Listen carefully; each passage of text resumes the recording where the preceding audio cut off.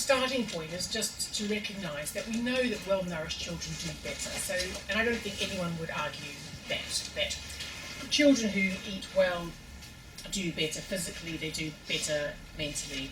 And there are lots of studies to show that. So in neurotypical children, and have found that they do better both in terms of their physical health over the long term and their mental health and their achievement even over the long term. And I don't think anyone would really argue with that.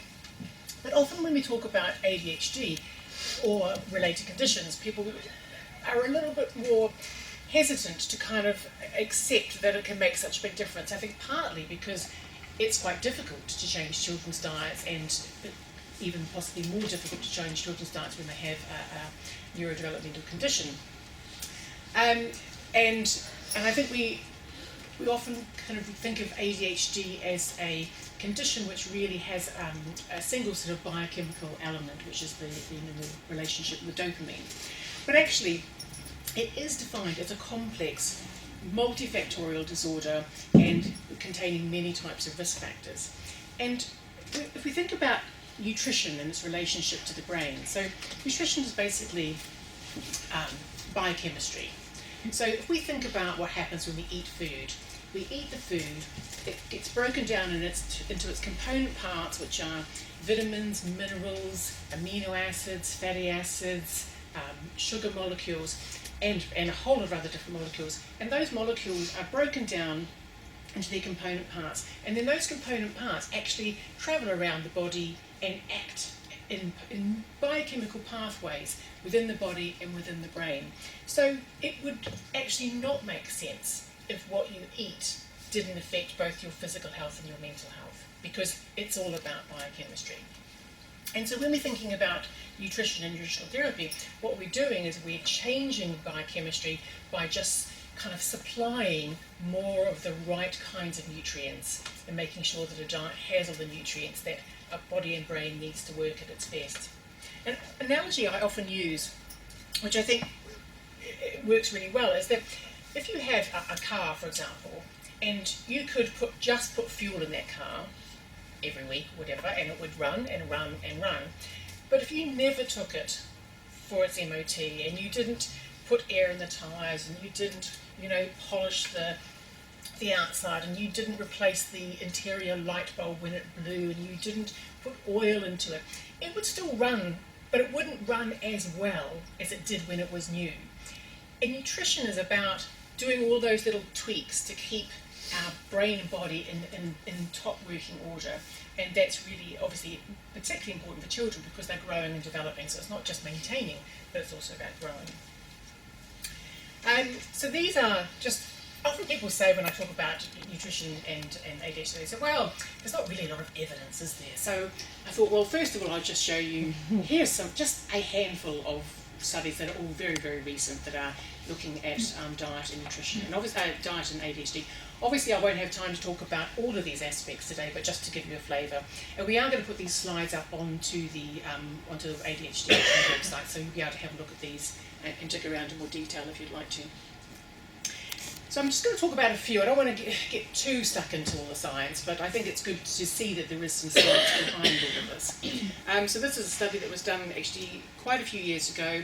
Just a small study, 20 children with ADHD, and they compared Ritalin with dietary supplements. So the children were given either Ritalin, the medication, or a combination of vitamins, minerals, phytonutrients, which is plant-based nutrients, amino acids, fatty acids, these substances were phospholipids and probiotics, so good bacteria for the gut. So it was a bit of a combo program.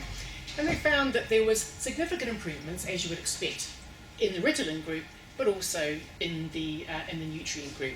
And actually they concluded that the food supplement treatment of ADHD may be of equal efficacy to Ritalin.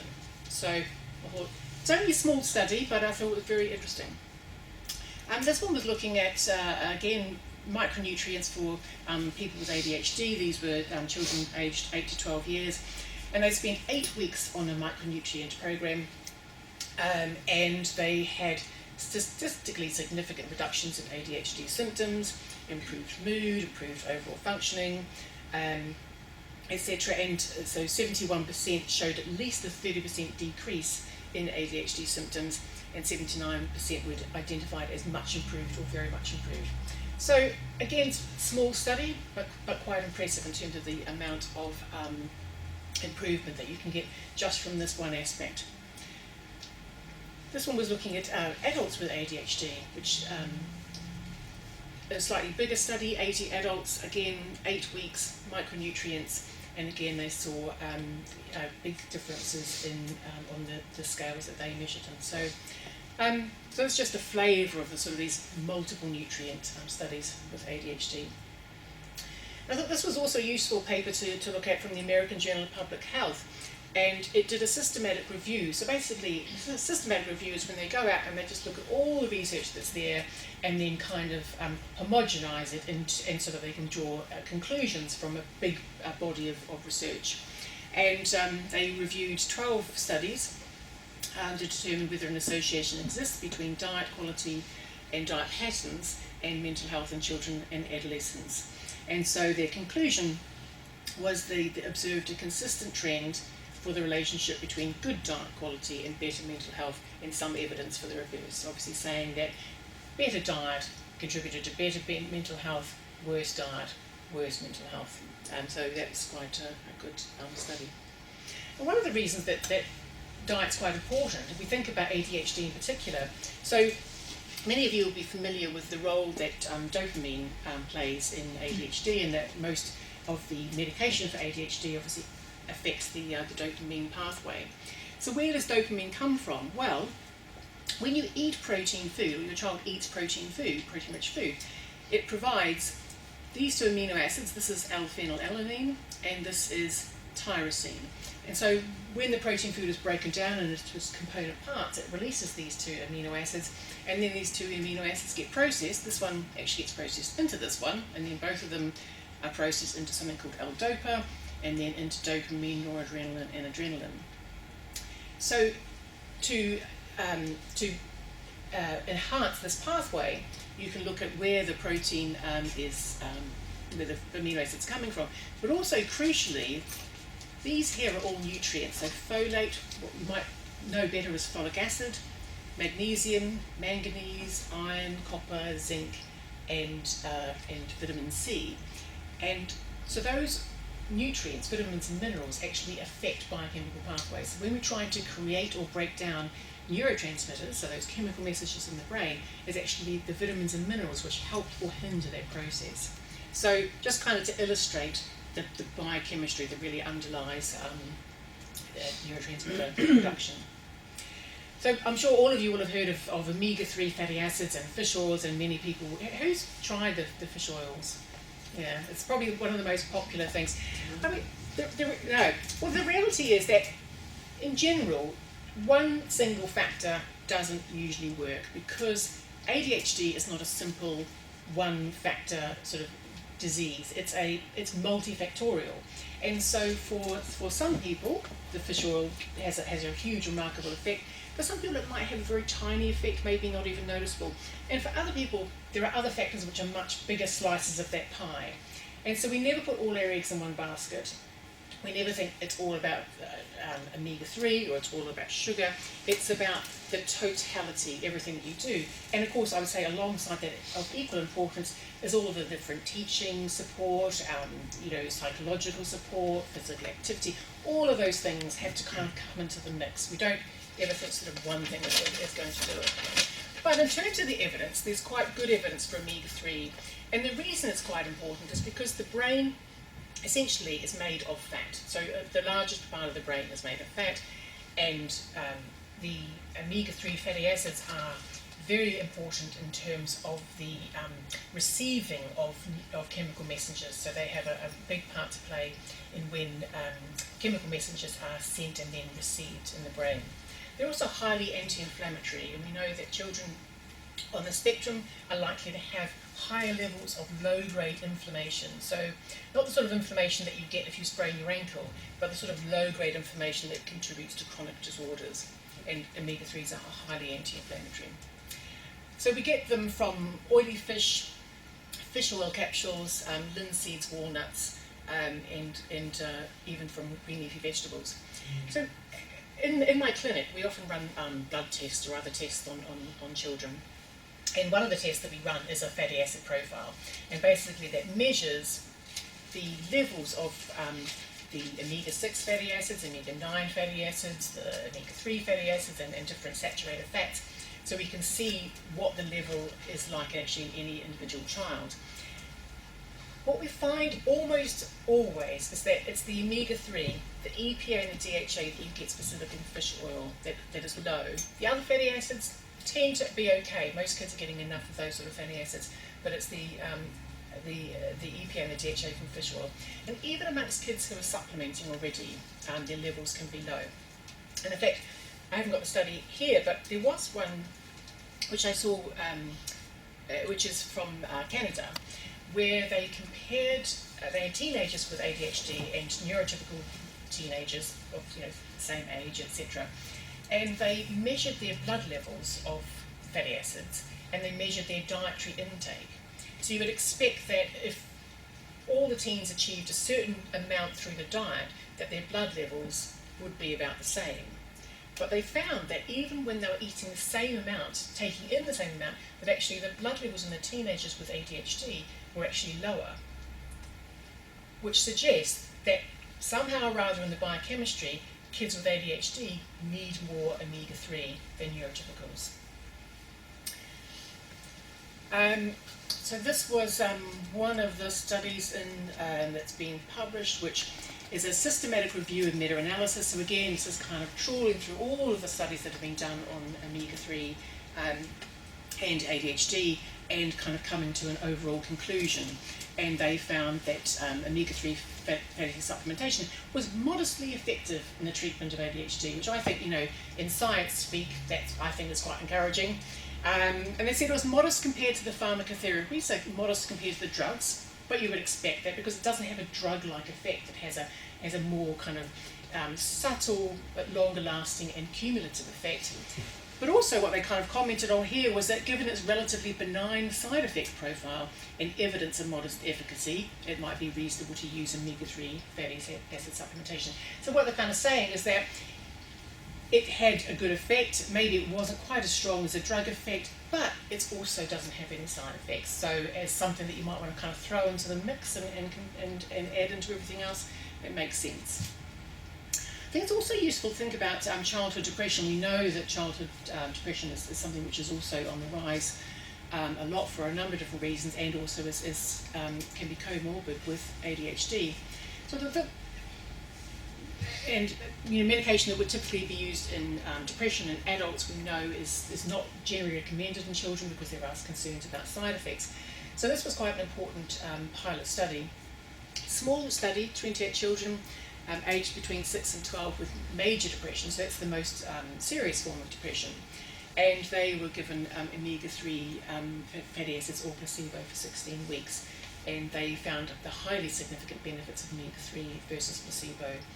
So again, for children suffering with low mood, it may be that low levels of fatty acid are a factor, and that omega-3 fatty acids could be helpful. On to superfood. So what makes a superfood a superfood? Well, really it's just a newspaper headline. There is no such thing really as a superfood. But how they get their name is because they tend to contain substances which are have certain properties. And so if you look, whenever you see a superfood, look and see what's in it. And what you'll find is in it is things like this flavonoids, anthocyanins, sulforaphane, curcumin, all of these substances which are called polyphenols or phytonutrients, which are in these superfood type foods. And there's lots of research going on to assess the impact that these sorts of foods can have on brain function. So many of you, I'm sure, I don't know, who's heard of turmeric and how good it is for the brain? Yeah, exactly. That's mostly in the area of dementia and kind of brain as we get older. I don't know if you've heard of how good cocoa solids might be for the brain. It's always good news. And obviously it's the dark stuff, blueberries. Everyone knows blueberries are good for you. And there was even a study, which I don't think I've got. No, I don't have it. There was even a study where they took broccoli sprouts, so part of the brassica family, and they used them in a study of adult males with autism, and found actually a significant reduction in autism behaviour with broccoli sprouts. Obviously high potency or high concentration broccoli sprouts. So there've been quite a few different studies, and there isn't enough research at the moment to sort of suggest. Again, it's like the fish oil. You know, don't put all your eggs in one basket. It's not all about blueberries, and it's not all about chocolate. But what we tend to say, one of the phrases that we tend to use, is eat a rainbow. So try and have as much colourful different foods in the diet as possible. And you know, we know that for many children it's the beige carbohydrates that they tend to gravitate towards, and moving them away from those and onto the more colourful foods, I recognise can be a challenge.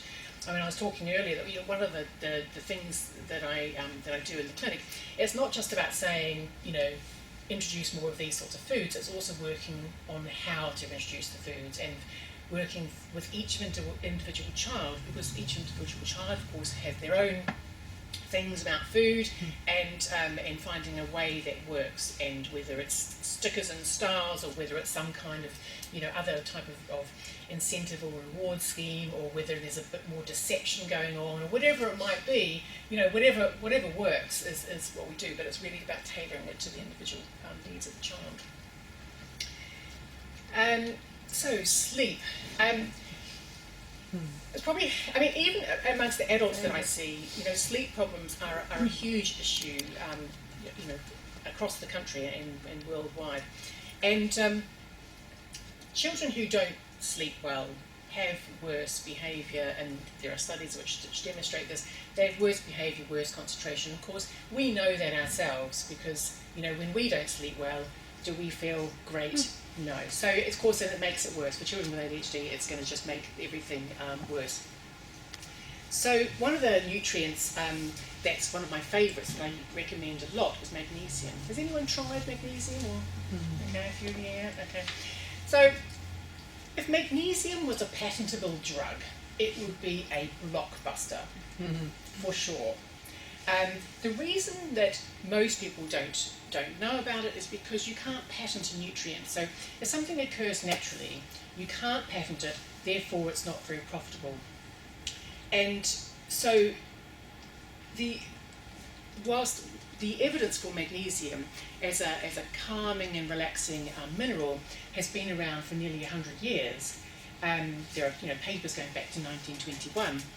Because there's no money to be made from it, there isn't enough research, and there certainly isn't the promotion that there could be.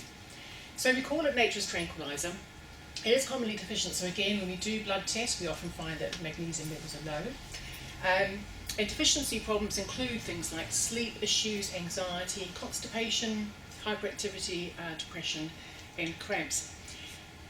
The main food source are green things, of course, children's favourite foods. And it's part of the green chlorophyll, which helps the plant to photosynthesize, contains magnesium. So that's why the high magnesium. And also seeds are very good for magnesium. But most people find it difficult, most of us will probably find it difficult to get enough in our diet, and most children definitely do. And I think one of the problems is that food which is intensively farmed is going to be lower in magnesium than food which is farmed in a more sort of old-fashioned or sustainable way, because the magnesium doesn't get put back into the soil. In fact, studies that have looked at organic food versus non-organic have found high levels of magnesium in organic food.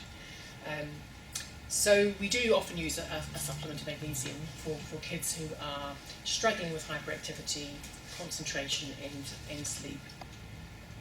Another key sort of superstar nutrient is zinc, and this one is, again, when we measure it in blood, it's often low, but also even the government's national diet and nutrition surveys will tell you that children do not get enough zinc in their diet. They just do not eat enough zinc. So it's essential for growth and immunity. So kids with white spots on their fingernails often are zinc deficient. Kids with stretch marks. So I often think of that as relation to pregnancy, but you know, some children who go through a bit of a growth spurt, or young boys who start going to the gym and they develop stretch marks, that's a zinc deficiency. And so zinc also has antidepressant properties. So there have been a few studies now which show that, and it has a huge range of roles to play in the brain. So food sources, oysters are by far and away the best source of zinc. Obviously, not that many kids into their oysters, but there are lots of other good sources as well: nuts, seeds, lamb, sardines, eggs, pulses. But again, it's a varied diet is going to provide more zinc than a fairly narrow diet. I think this is one of the challenges that we have. On to the sugar. You knew it was coming. So I'm just going to show you a couple of studies, and I'm going to talk a little bit about it. So this is ADHD and sugar, so beverages, and 173 children with ADHD and 59 controls, and they found a dose-response relationship between sugar-sweetened beverages and ADHD. So basically, the higher the consumption, the worse the ADHD. And I know it's a real point of contention. There will be some parents who say, well, I don't see any difference at all. There are some parents who will say, well, I totally can see it. But one of the things that it's important to realise with sugar, that it's not just about the impact of the sugar when it's consumed, that you get the sugar rush and then it wears off. And for some children you'll see an effect, and for some children you won't. It's because sugar acts on the brain like a drug. So some of you will have seen, I'm sure, that when they've done studies where they've given animals and humans sugar or cocaine or other drugs, and they have the brain in a scan, like an MRI type scanner, and the bits of the brain light up, the same bits of the brain light up on cocaine as sugar. So that's got to tell you something. So one of the problems with regular sugar consumption, it's the same with regular drug consumption, in that it's overstimulating the brain and becomes a bit of a dependence. And so it's not good for the brain in the short term, but it's also not good for the brain in the long term. And of course, we know that when we see foods, sugar, biscuits and cakes and sweets and things like that, we know that they're high in sugar, and most of us will do our best to moderate them. But worse than that, actually, and more tricky than that, is the sugar that's hidden in all of the healthy foods. So sugar is the pure form of carbohydrate. So when we eat carbohydrate foods, bread, pasta, rice, potato, etc., we eat that and it breaks down into individual sugar molecules. Some of those foods break down really quickly, so it's just like a flash flood of sugar into the bloodstream, and some of them break down really slowly. And so what we ideally want is slower releasing carbohydrates that are going to break down slowly, so we don't get that drug-like effect lighting up the brain, and we don't get that energy high and low. So many people will try to make the right choices, but then we're up against all of the marketing, which is telling us this is a healthy option, and the reality is mostly it's not. So some of the things which are most that I most often see in a diet where people are trying to be healthy but they're just kind of falling into these traps are things like fruit yogurts are often low-fat fruit yogurts, high in sugar, low in fat, and more sugar than most people realise. Breakfast cereals, even the ones which say they're healthy, apart from plain oats. All those other ones, and especially the ones which are crunchy, clustery, the ones I'm talking about, they are the worst. But even the sort of healthy veneer type ones, the ones with the nice brown cardboard box that you think, well, that looks healthy, they've got more sugar than you realise. Juices and smoothies. So if you make a juice or smoothie yourself at home and you know what you've put in it, that's one thing, and there are things that you can do to reduce the sugar effect. But bought juices and smoothies are very, very sugary. They might as well be the same. They really are the same as a soft drink. And even things like white bread, white pasta, white rice have quite a sugary effect, because that's the problem. They go in and they break down into sugar really quickly, so you get that the sugar rush. Has anyone seen this film? Yeah, what do you think? Love it. Love it, yeah, brilliant.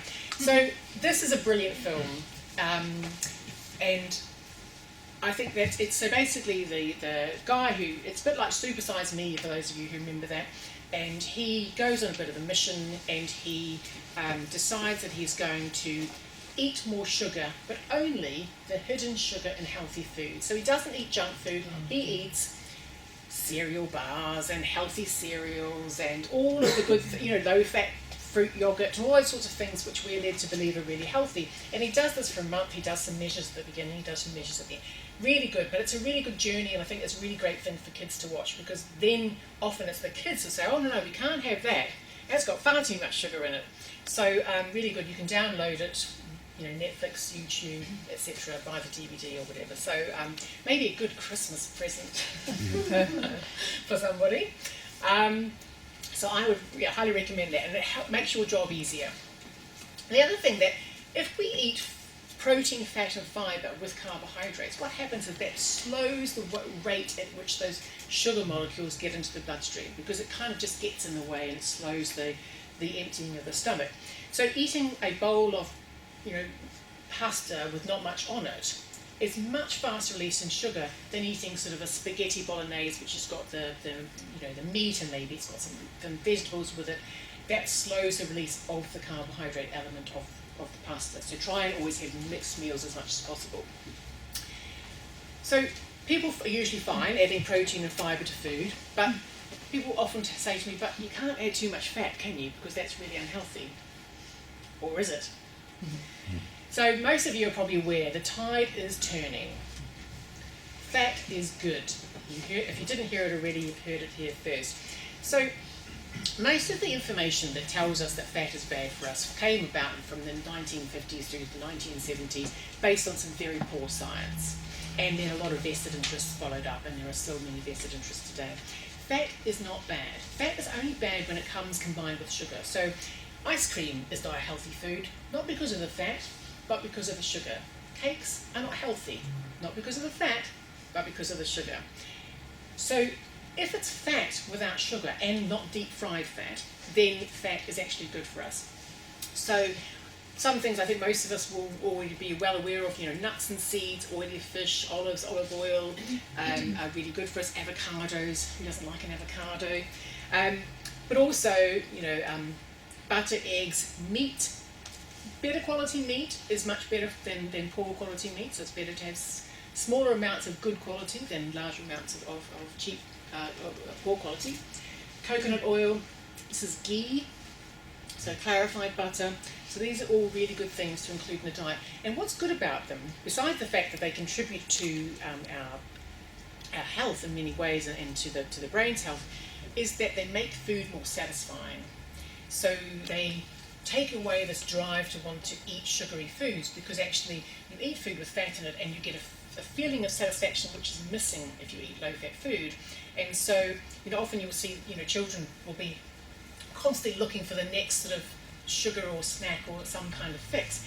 If there's more good fat in their food, they actually can feel more satisfied, and that pattern can start to reduce.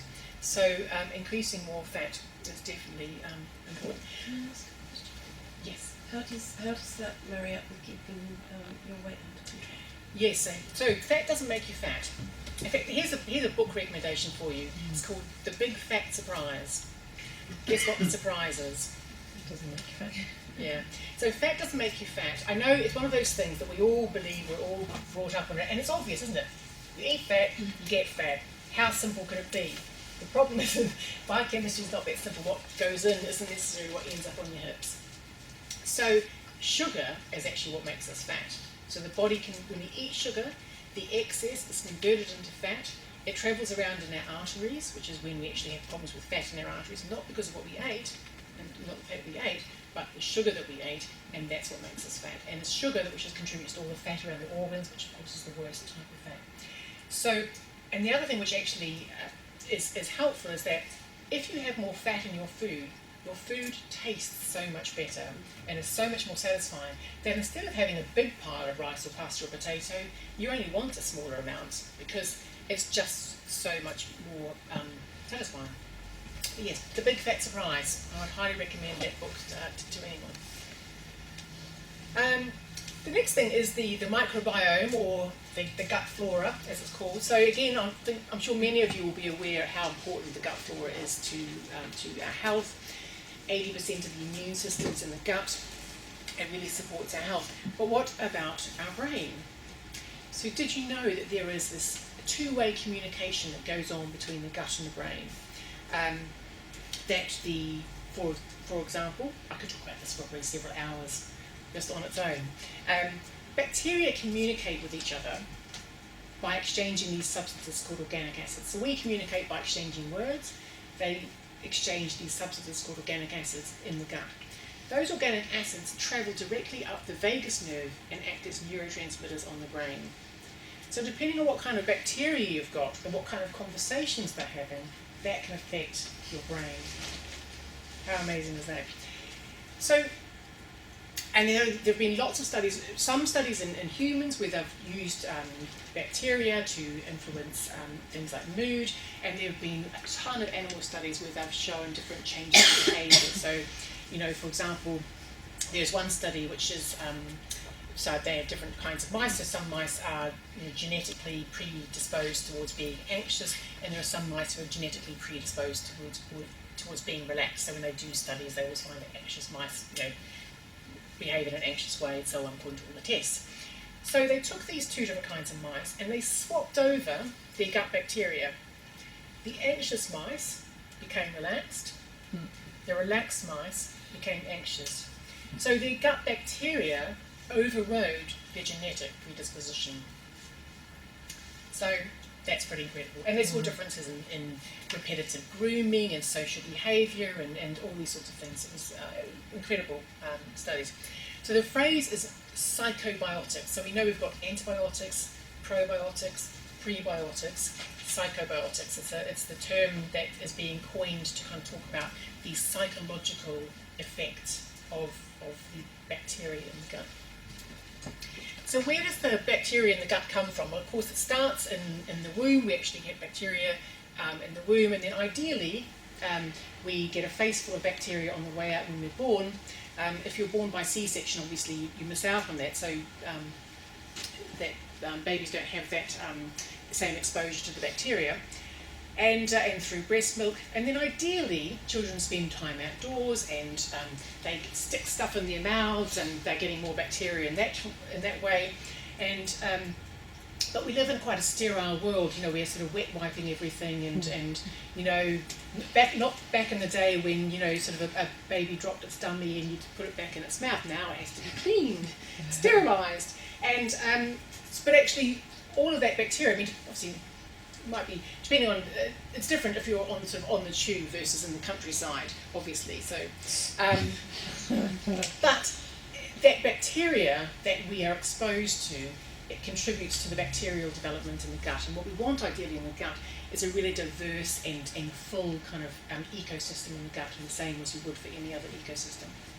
And we also used to have a lot more fermented foods in our diet. So, obviously, with the advent of preservatives and refrigeration and pasteurisation, we eat fewer foods which have normal live bacteria in them.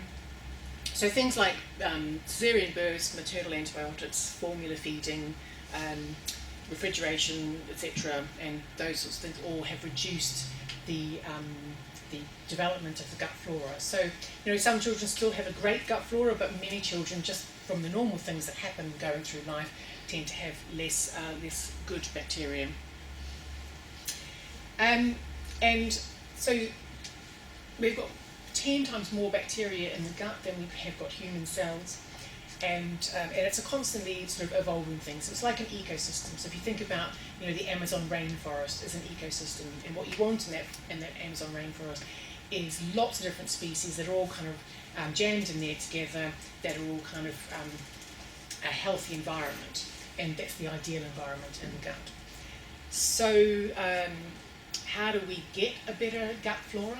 So fibrous foods, well-chewed, things like vegetables and pulses. So what we eat is food for the bacteria. And if we eat food which is kind of quite highly processed and doesn't have a lot of fibre in it, obviously by the time it all gets down to where the bacteria live in the large colon, there's not really much left for them to eat. And so making sure they get the right kind of food can be really helpful.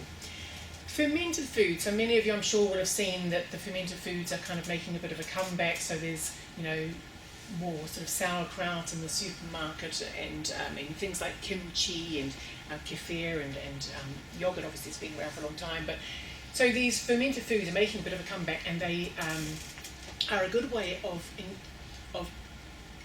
sort of delivering more bacteria into the gut in the old-fashioned way. The downside is that they aren't necessarily children's favourite foods, but there are some which are quite nice tasting, and you can make them at home, so it can be quite a fun thing to do at home.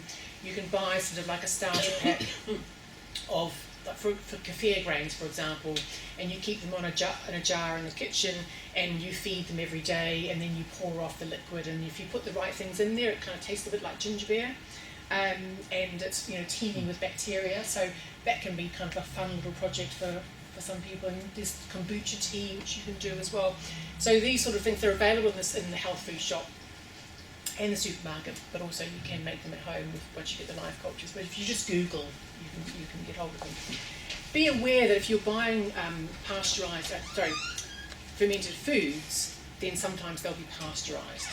So if the food manufacturer is wanting to protect us from bacteria, so they obviously once it's pasteurised, the bacteria are dead. So just kind of be aware that might have happened. So, and then there's a big campaign running at the moment about avoiding unnecessary antibiotics. So sometimes antibiotics are necessary, of course, and they should be used as necessary. But in line with kind of national recommendations, I say avoiding anything which is unnecessary. But also, when antibiotics are necessary, then following up probiotics is a really good way of replenishing the bacteria in the gut. And going for a good, hefty dose from the health food shop, not the little pots from the supermarket, because they tend to be quite low potency and high in sugar, but to support gut flora or to replenish them after antibiotics, my recommendation would be to go to a good health food shop and ask the well-trained staff, what would you recommend? What's a good sort of 1 month course of probiotics that I can give to my child who's just been on antibiotics for a week or so, and then you kind of reducing some of the damage. Food sensitivities. So, who's kind of looked at or heard about the gluten, dairy-free, gluten casein-free? A few people, yeah. So I know it can be a bit controversial. It sounds a bit alternative, I think, to some people, this idea that there could be these foods that we eat that are part of our everyday diet that actually could be bad for some people. And so with gluten, so many of you will be familiar with something called celiac disease, which is a really severe allergy to gluten. But who's heard of non-celiac gluten sensitivity? Okay, so it's a thing.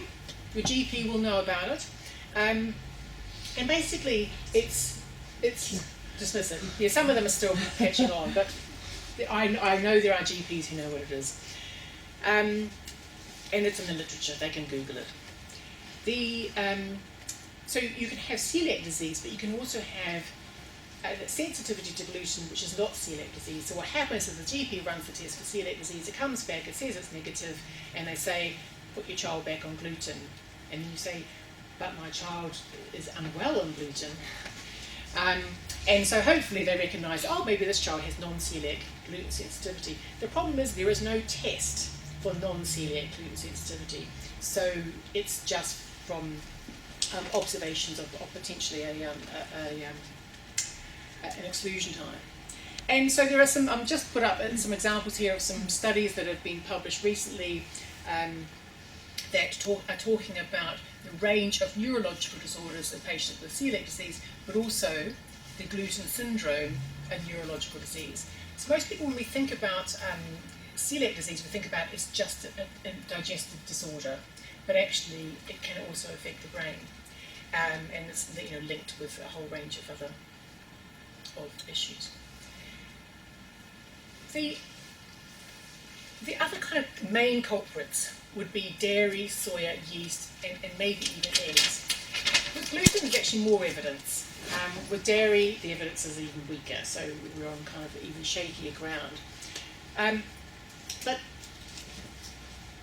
for many people, things like gluten and dairy in particular can be problematic in terms of affecting physical health and mental health. So some people might have, they might cause mouth ulcers, some people will be digestive symptoms, some people it might be, mood or hyperactivity, some people it'll give them spots, some people get migraines. It can affect people in lots of different ways. I think this is why it's so difficult to pin down, because for any individual person, it just seems incredible that it could be such a wide range of symptoms. And also because it's not like an allergy where if someone has a peanut allergy, they eat a peanut, they know about it immediately. With these types of allergies, they involve a different part of the immune system. They don't have an immediate severe reaction, they don't affect the airways, they don't tend to cause a rash. So they're the sort of foods that we tend to have in our everyday diet. So the consumption of them can kind of go on day after day after day, and the symptoms are there day after day after day. So it's very difficult to see any kind of correlation. And so the only way really there are food intolerance tests which are available. They're still not, I would say, they're quite reliable, but there's more to food intolerance than we are able to test for. So one of the best ways to actually figure it out is to do an exclusion diet, which of course, not easy, but can be really life-changing. By cutting out things like gluten and dairy, for most people a month is plenty. For some people 2 weeks is enough, but I would say try and go for a month, and then you can be sure. And do it as an experiment, and just try not to think about, what about the long term, how are we going to manage, and just think, let's just do it for a month, see what happens. Ideally the whole family, because it might sound like it's more difficult for the whole family, but actually it's easier, because if everyone's doing it, then you can kind of change what's in the house, and the child that you're most concerned about obviously is not going to feel like poor them, now they're having to kind of eat different food and so on. So there are lots of gluten-free and dairy-free alternative foods available, but I would just caution against getting too carried away with them, because they're not necessarily all very healthy foods. So I would try to, rather than lots of gluten-free pasta and gluten-free cake and gluten-free biscuits, and try to just kind of maybe have more rice, more potatoes, and so on. And likewise with the dairy products, rather than drinking sort of a litre of rice milk a day, maybe just have water. But obviously you have to tailor it to your individual situation. Eggs I put as a question mark, because they are such a good food that I hate to ever exclude them from anyone's diet, but we have to recognise that they are kind of fifth on the list. So I tend to, in practice, I tend to not exclude them initially, even for a trial period, because I just really don't want to have to cut them out. But if a child is eating them every single day, then we might do a short period of exclusion just to check. So, key takeaways then. So ADHD is a complex neurobiological disorder for which there's no simple solution. I think that's one of the key messages, but that it's not all about dopamine and noradrenaline, and that actually there's a broad range of biochemical factors which can influence any child, and that each child's situation is unique to them. So it's about finding out what those specific factors are important for them. But I've highlighted through the talk the most important factors to look at. And so nutritional therapy can have an enormous impact on your child's mental and physical health, enabling them to be all they can be. And the good thing is that the side effects of nutritional therapy include better health. So it's better health for them for the long term. And of course, I have to, admit that it's not easy changing children's diets. It requires, persistence and patience and some, deep breathing at times. It doesn't get easier when they get older. So I would say if you're thinking, gosh, it's not easy for it to do with a 2-year-old, it's not easy with a 5-year-old, and it's definitely harder when they get to 7, and it's harder again when they get to 10. So if you've got younger children and you want to do some of this stuff, I would say, the sooner the better. But having said that, it's never too late. You just have to have different approaches, different sort of buy-in. And just my almost final slide is I like this paper which was published in 2015 talking about the introduction of vitamin C for scurvy. Slow acceptance of nutritional interventions is not unusual. So Captain James Lancaster carried out a cohort study in 1601 which showed that lemon juice prevented scurvy. 1601. On a voyage from England to India, sailors on one ship took lemon juice daily, on the other 3 did not. Halfway through the voyage, none of the ship taking lemon juice had died, whereas 40% of the sailors on the other 3 ships had perished. The experiment was repeated 146 years later in 1747 by James Lind, a physician. Despite the evidence, practices still did not change. It took another 48 years for the British Navy to order citrus fruits to be provided on Navy ships. However, universal preventive policy was not enacted for another 70 years after that. So it was 264 years from the first trial, which showed the effect, until a change in national policy. So I'm hoping we don't have to wait quite that long. And finally, by all means, do get in touch. Connect with me on social media, etc. Or if you just have questions, I'm more than happy to have a chat.